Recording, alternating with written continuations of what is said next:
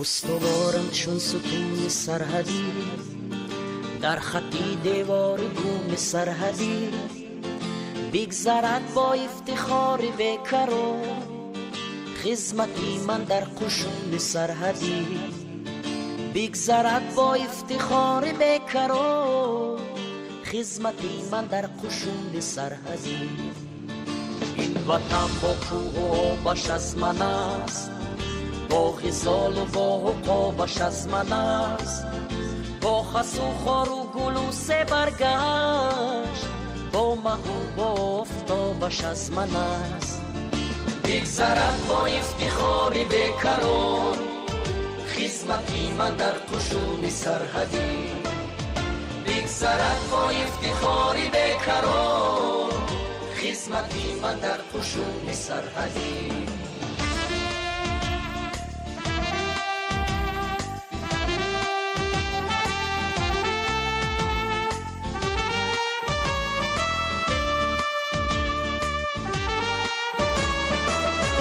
با عدویش گر بگردم رو برو، من سری ترس ندارم از عدو.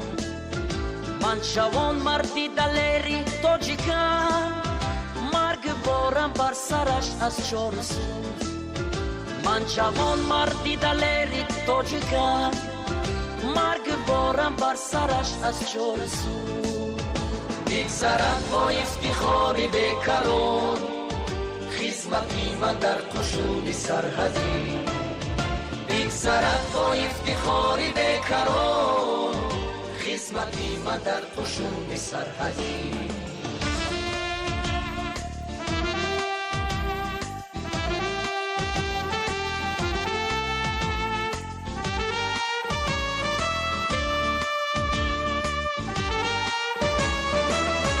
ای سرودی جان فضایی عسکری، این خطابم را بگردون ها بری.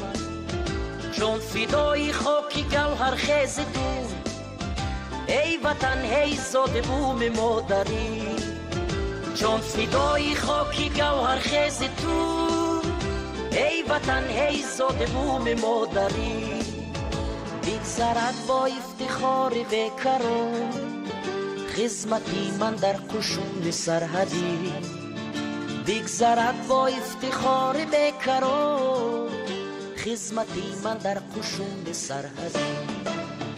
بگذرد با افتخار بیکران خدمتی من در قشون سرحدی. بگذرد با افتخار بیکران خدمتی من در قشون سرحدی.